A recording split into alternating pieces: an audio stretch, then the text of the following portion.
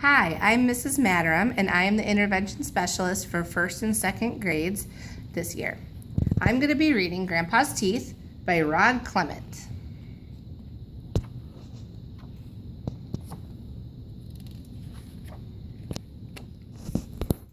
Help! I've been robbed! We heard Grandpa shouting. It's a disaster! Come quickly! He was still shouting as Mom, Agatha, and I ran up the stairs. Grandpa's room was a mess, but to be honest, it was always a mess. He blamed Gump, his old dog, but Gump looked too old to me to make much of a mess. What was taken? Gasped Mom. Your VCR? Your television? Not your gold-plated golfing trophy. No, said Grandpa. It's much more serious. It's my teeth. They've been stolen. Grandpa normally kept his teeth in a glass of water by the bed. The glass was still there, but the teeth were missing.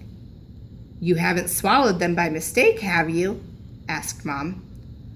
Of course not, replied Grandpa. Those teeth were special, handmade by the finest Swiss craftsmen. Agatha looked at Mom and whispered, Why is Grandpa talking funny? You see how serious it is? Moaned Grandpa.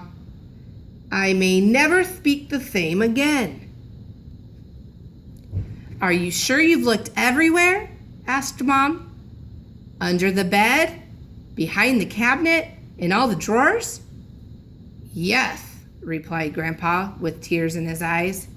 I've looked everywhere. Mom called the police. Officer Rate looked grave.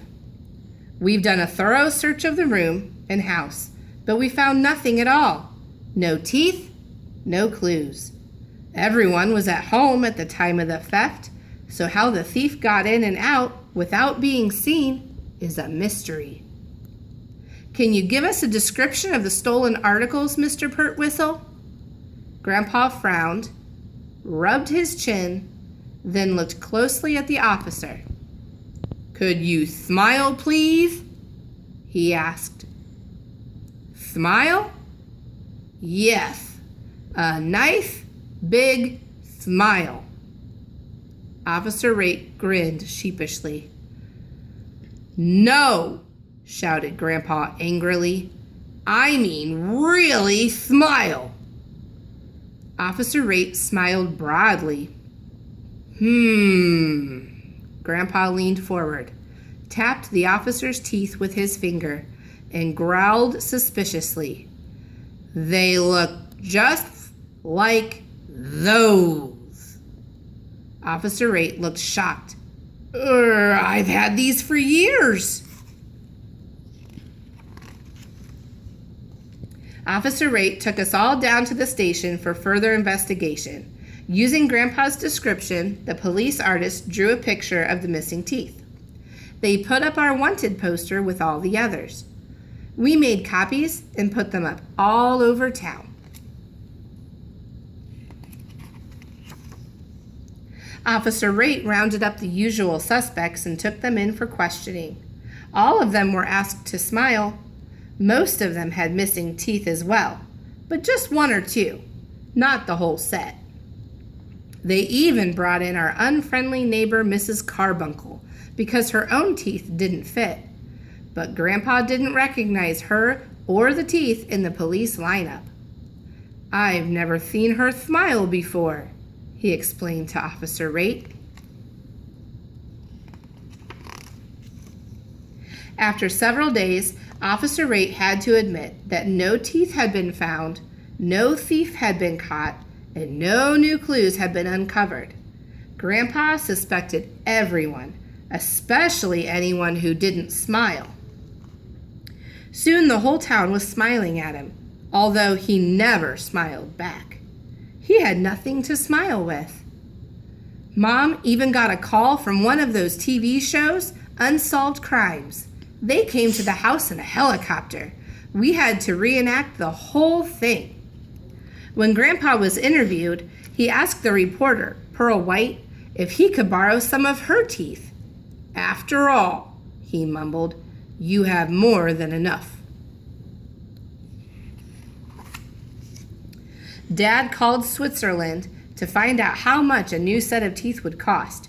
He was so shocked when he found out that he dropped the phone. "The only way we could ever afford it," he joked to Mom, "is to sell the house." Grandpa thought this was a great idea. "Who needs the house anyway?" he moaned. "It doesn't help you chew your food." To cheer him up, we all took Grandpa to the amusement park. It was a disaster. He took one look at the front entrance and burst into tears.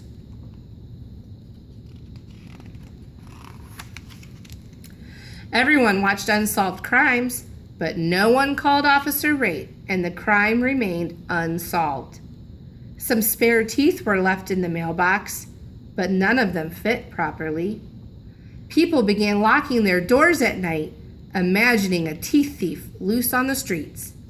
No one knew who would be next, so fear gripped the town. The thief had to be caught, and soon. It seemed that the only way to prove beyond a reasonable doubt that the teeth in your mouth were your own was to smile broadly at every person you met.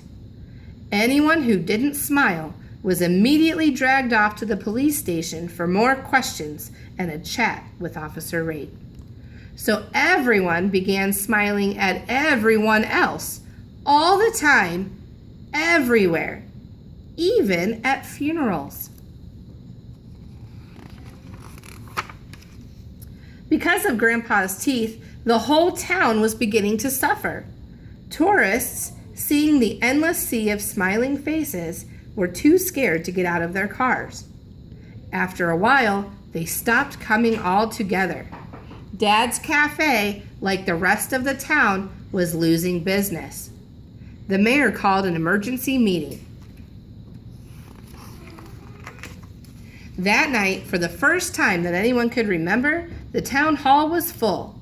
Speaker after speaker stood up to complain about the loss of customers and the constant strain of smiling all day, every day. Pastor Butter summed up the situation. "While I've always considered this a happy town, there are limits. No one wants to smile without a reason, and there aren't many reasons to smile in this town at the moment. It's time, I believe, to put a stop to it." The crowd cheered.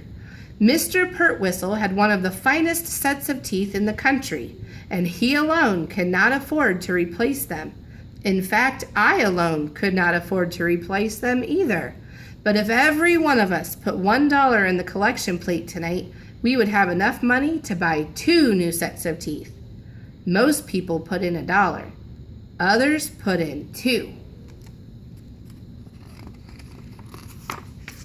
At the presentation ceremony, Grandpa opened the package and revealed 2 sets of brand new teeth. "Why are they different sizes?" asked the mayor. "Oh, only one of them is for me," replied Grandpa, popping one of the sets into his mouth. "The other one is for Mrs. Carbuncle. Her teeth never fit properly, and she has such a pretty smile." Grandpa was very happy with his new teeth. So was Mrs. Carbuncle. They smiled all the time.